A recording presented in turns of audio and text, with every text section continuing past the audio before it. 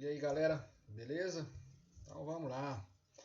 Então vamos falar hoje dos cilindros. Então os cilindros estão inseridos dentro do contexto dos corpos redondos, tá?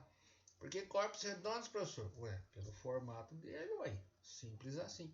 Ah, então o senhor também é um corpo redondo? É, mas é diferente, né? Então não dá para estudar, tá, pô? E se eu fizer medicina, professor? Aí tudo bem, né? Mas até então você vai ter que ralar muito, né, criatura? Então vamos lá.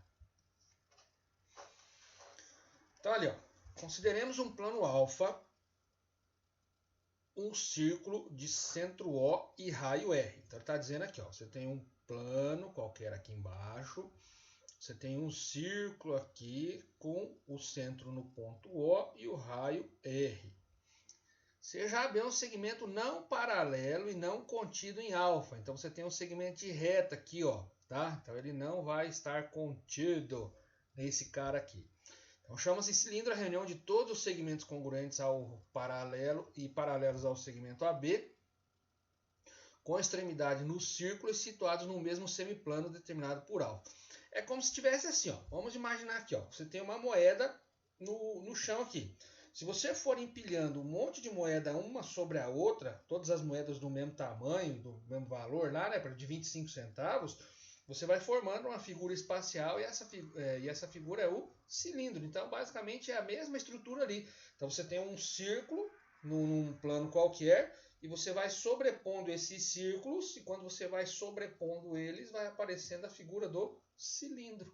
Tá certo? Então, bem.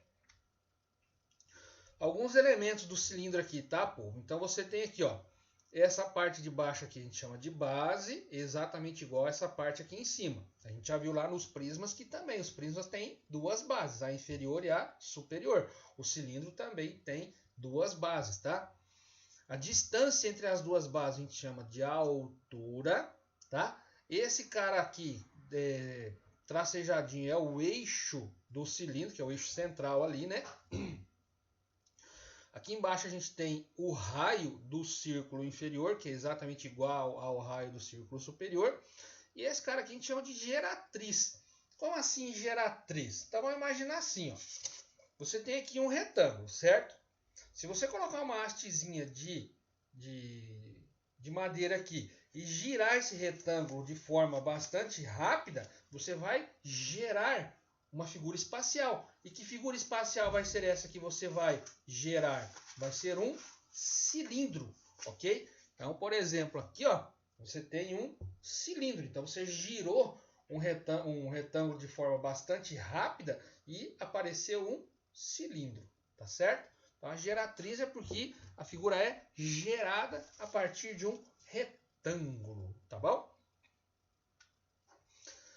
A gente tem dois tipos de cilindro, os cilindros oblíquos e o cilindro reto. O que é um cilindro oblíquo? O cilindro oblíquo é aquele que a geratriz aqui vai formar um ângulo com a base diferente de 90 graus.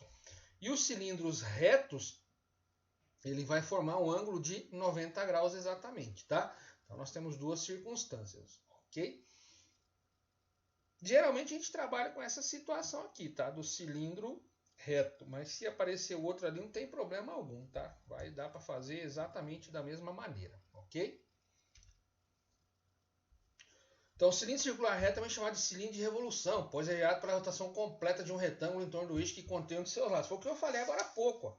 Se você tem um retângulo aqui, você coloca uma haste de madeira e gira esse retângulo bastante rápido, você vai gerar um cilindro, tá? Então você gerou um cilindro a partir de um dos lados deste retângulo, tá certo? Muito bem. Aí aqui, povo, é onde a gente vai brincar, né, de calcular áreas. Então aqui de novo está o SB, mas é AB. O que é o AB? A área da base. O que é a área da base? Que figurinha que nós temos na base aqui, povo? Um círculo. Como é calcular a área de círculo? Π vezes raio ao quadrado. Então a área da base do cilindro é π vezes raio ao quadrado. A área lateral do cilindro, 2πrh. Ó, por que 2πr? Se você pega, ó, vou eu de novo pegar aqui, o cilindro. Por exemplo, você tem um cilindro aqui, certo? Se você planificar ele, você vai ter essa figurinha. Isso aqui não é um retângulo? Como é que você calcula a área de retângulo? Base vezes altura. Essa base aqui nada mais é do que o comprimento da circunferência do círculo da base ali, ó, dessa parte de baixo. Então, esse 2πr que aparece aqui, nada mais é do que o comprimento da circunferência, tá? Como se fosse o perímetro da circunferência. Como se fosse, não, é o perímetro da circunferência, né? Então, a área lateral, você vai ter essa figurinha aqui. O 2πr é o comprimento do retângulo, é a base do retângulo. E o h é a altura, ó, base vezes altura. Então, a área da base é π vezes raio ao quadrado e a área lateral 2πrh. Área total, 2 vezes a área da base mais a área lateral. Isso aqui é apenas uma reconfiguração, digamos assim, da formulazinha, talvez para melhorar. Mas eu ainda prefiro que faça a conta separadinha ali, tá? Então é interessante que você use essa formulazinha aqui, tá? O que é a área total? É 2 vezes a área da base mais a área lateral. Da mesma forma como você calculou lá no prisma a área total, fazendo esse cálculo aqui, você vai usar o mesmo raciocínio aqui no cilindro, tá bom? Esquece essa parte de baixo aqui. E o volume, o que é o volume? A área da base vezes a altura. Quem que é a área da base? Π vezes raio ao quadrado. Professor, de onde que vem esse πr ao quadrado aí? É a área de um círculo, né, criatura? Tá certo? Então você tem a área da base, π vezes raio ao quadrado. Área lateral, 2πrh. Área total, 2 vezes a área da base mais a área lateral. E o volume, a área da base vezes a altura. O formulário do cilindro é único, tá? Então você vai usar as mesmas fórmulas para calcular qualquer tipo de cilindro de qualquer tamanho. É sempre as mesmas formulazinhas ali.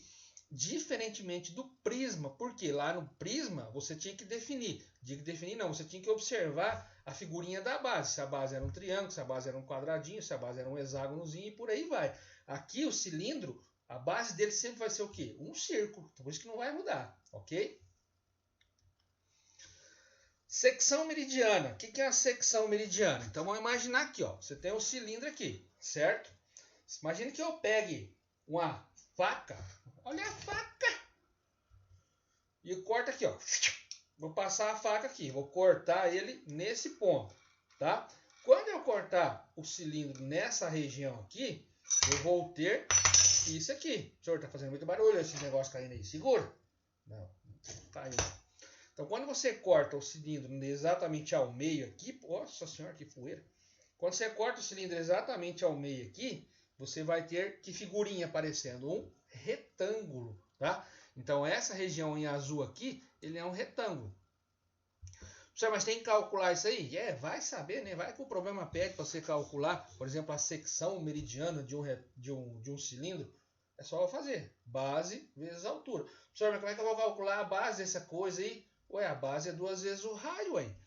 Ora, pois, se você tem, por exemplo, daqui até aqui um raio, daqui até aqui outro raio, a base vai ser 2 vezes o raio, ou seja, é o diâmetro do cilindro, criatura. E a altura é a própria altura do cilindro, tá?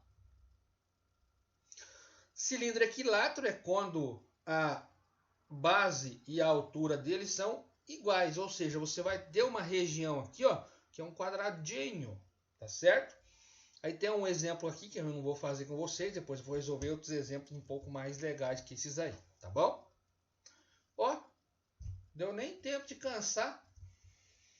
Então tá aí, povo, a gente fez a teoriazinha que envolvia a parte do cilindro, tá? Então a gente viu lá poliedro e prisma, tá? Agora a gente viu o cilindro, a gente vai ver outras figuras espaciais ainda, tá?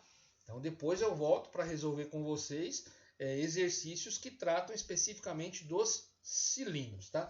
E lá no final de tudo, a gente dá uma misturada, coloca uma figura misturada com a outra lá, para ficar mais legal, tá bom? Beleza, então? Então, logo mais eu venho para resolver exercícios com vocês, tá? Um abraço.